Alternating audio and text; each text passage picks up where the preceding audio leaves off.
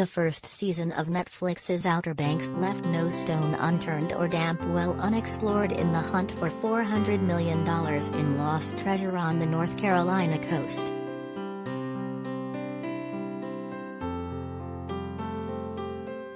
The hit series came out guns blazing with a West Side Story-style class struggle, boat chases and shootouts, sometimes simultaneously, MTV award-winning kisses in the rain, creepy historic houses with creepier basements, a volatile blind woman with surprisingly good aim, and a 150-year-old mystery with $400 million in gold waiting for whomever can solve it. By the finale, murder and mayhem had seized upon the fictional Kildare County on the Outer Banks, with both the authorities and a hurricane descending on the Pogues, our rough-and-tumble heroes.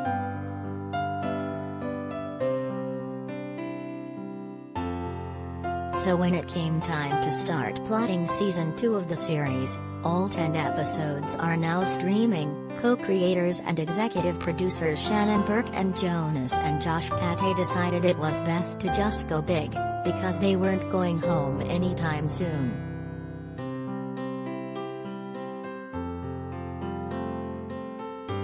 At the beginning of the season, it's like you're shot out of a cannon, Burke said. There's so much momentum from where we left off.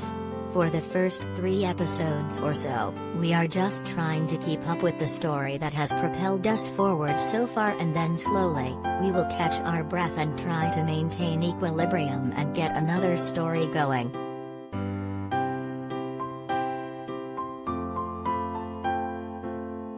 In other words, fans should buckle in for the new season, because while its captains may know the destination, even they can't resist the temptation of the wild ride to get there.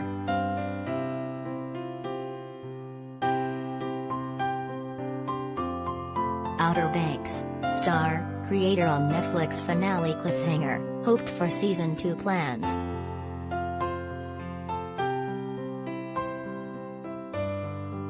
When we last saw young lovers John B., Chase Stokes, and Sarah, Madeline Klein, they were lost at sea and declared dead after their stormy escape, only to be scooped up by a freight ship bound for the Bahamas.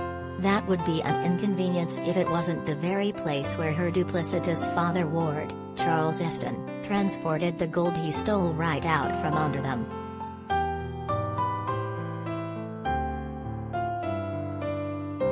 Meanwhile, for John B. and Sarah's fellow Pogues Kiara, Madison Bailey, JJ, Rudy Ponco, and Pope, Jonathan Davis, back on the Outer Banks, it would seem the hunt is over, and all they have to show for it is the death of their friends.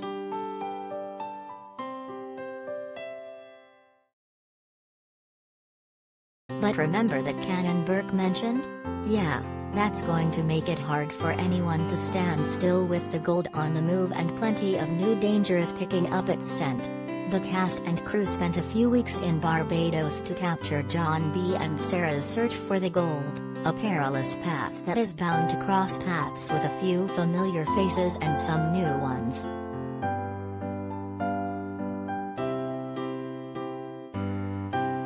Even with plenty of spinning plates at the start of the season, the creators knew a bigger question loomed on the horizon: what happens after the treasure hunt is inevitably over?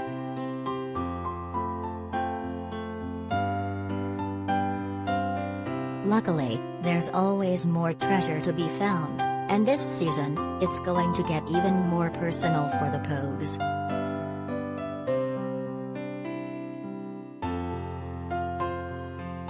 That was always the tricky part, said Jonas, who lives in Wilmington with his family. It was like passing the baton from the pursuit of the gold, which had kind of ended, into another treasure hunt that was kind of related. We had to work on it for a long time to sort it out, but we got there and it's a really exciting new adventure.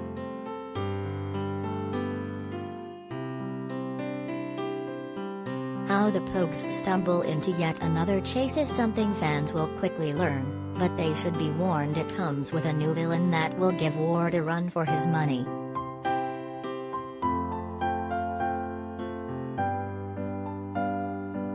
Elizabeth Mitchell, Lost, joins the series as a shadowy Charleston socialite with an eye on the Pogues, but not because she's also after the gold.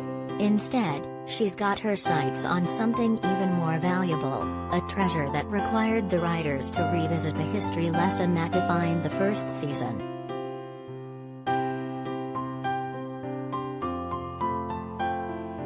In deepening the mystery of former slave Denmark Danny and the royal merchant's treasure, the story becomes personal for Pope, who attracts the attention of Mitchell's character, for better or worse.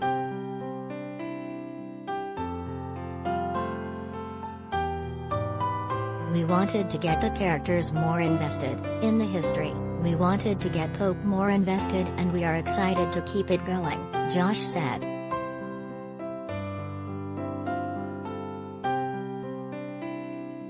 Guiding the ship into even choppier waters this season challenged the show's creators more than ever, but their one true north was their cast.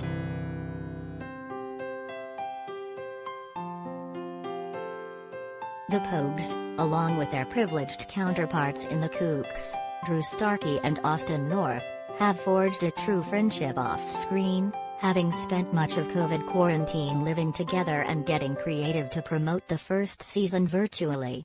Jonas said the series was crafted as a novel, and its first chapter was written largely before the cast came on board.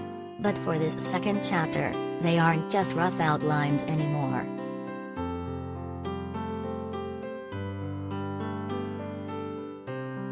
When Josh and Shannon were writing this time, it was easier to hear the cast's voices in their minds, said Jonas, who also directed 6 of the new episodes. The actors have lived in their roles for a year now and they are really friends in real life. The Pogues are literally the Pogues off-screen, they are thick as thieves.